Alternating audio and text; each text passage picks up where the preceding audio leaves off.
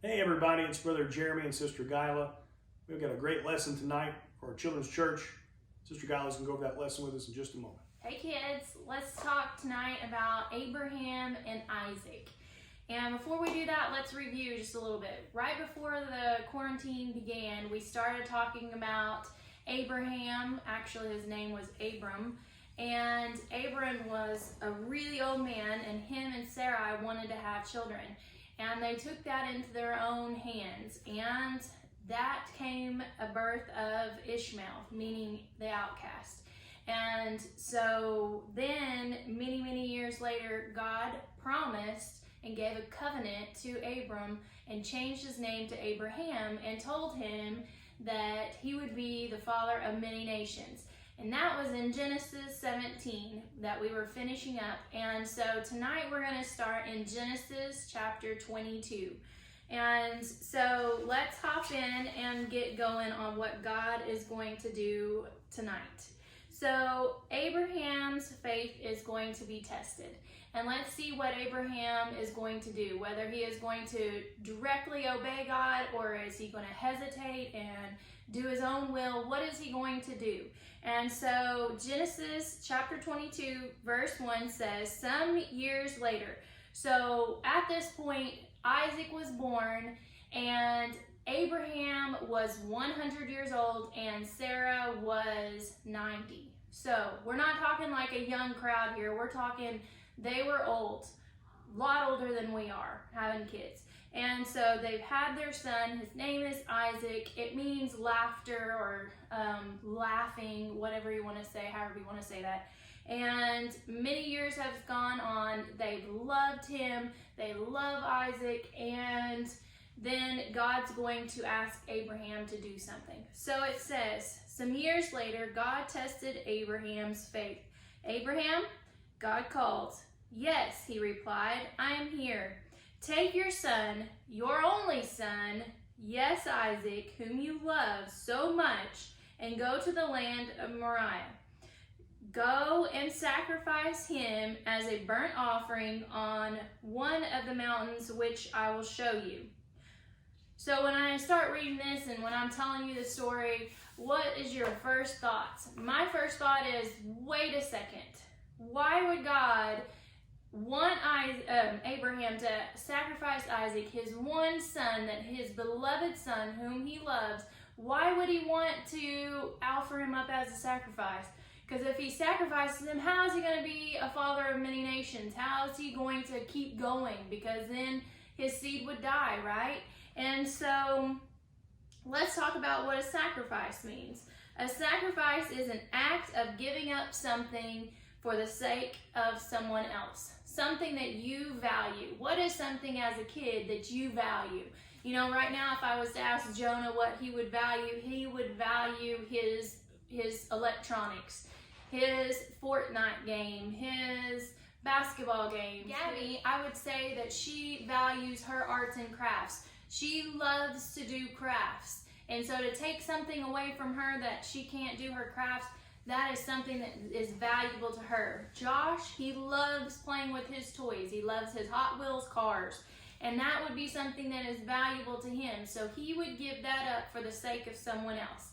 Another thing that you can think of as sacrifice is in sports. In baseball, you give up what is called a sacrifice bunt. If you are a batter and you have a runner on first, second, third, whatever base that they're on, and they ask you to, your coach gives you a sign to do a sacrifice bunt, and you bunt the ball, but you get put out at first, but your chances, that's a sacrifice. You sacrifice for somebody else to advance in some way.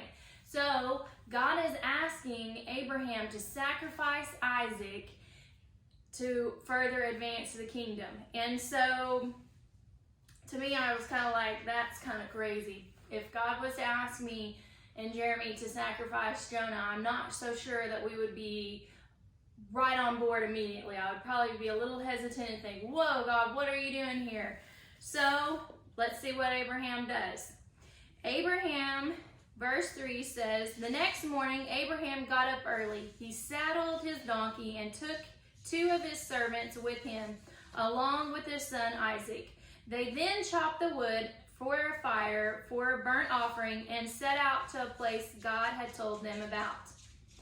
So, on the third day of their journey, Abraham looked up and saw a place in the distance. "Stay here with the donkeys," he told his servants, "and the boy and I will travel a little further. We will worship there, and then we will come right back." So, how many days did they travel? 3, right? So they traveled 3 days, and was Abraham and Isaac alone? No. Abraham and Isaac traveled with their servants, meaning the people who helped Abraham in his daily life. Maybe it was whatever Abraham was doing, they were there to help him. And so they stayed back, and Abraham and Isaac went on. Verse 6. Let's read. "So Abraham placed the wood for the burnt offering of Isaac's shoulders, while he himself carried the fire and the knife, as the two of them walked together. Isaac turned to his father and said, "Yes, my son," Abraham replied. "Dad, we have the fire, we have the wood, you have the knife, but where's the offering? I'm not understanding. Where's the offering at?" And Abraham turned to him and said, "God is going to provide a sheep for that burnt offering, my son." Right then and there, Abraham didn't hesitate. Abraham didn't question God. He knew that no matter what, God was going to provide. He didn't think that he was going to be offering Isaac at that very moment. He knew God was going to provide a sheep for him. And when they arrived, verse 9, "And when they arrived to the place where God had told him to go, Abraham built an altar and arranged the wood on it. Then he tied his son Isaac and laid him in the altar on top of the wood. And as Abraham picked up his knife to kill his son as a sacrifice, at that moment the angel of the Lord appeared to him and called to him, 'Abraham, Abraham.' 'Yes,' Abraham replied, 'here I am.' 'Don't lay a hand on that boy,' the angel said. 'Do not hurt him in any way. For now I know that you truly fear God.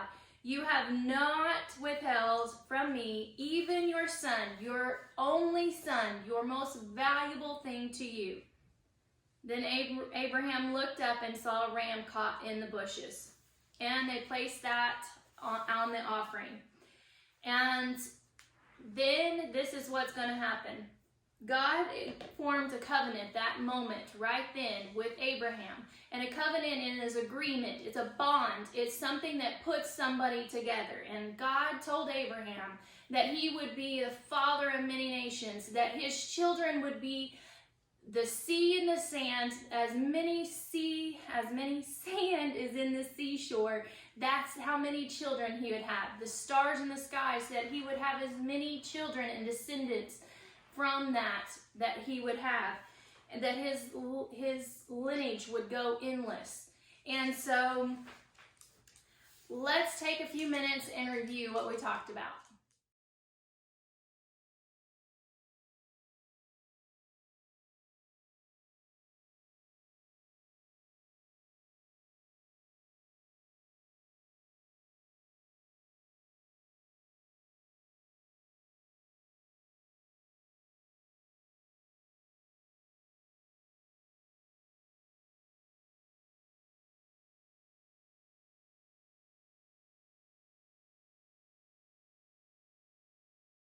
Hey everybody, it's Brother Jeremy, and this is Josh, my son. We just got done learning about Abraham and him trusting God.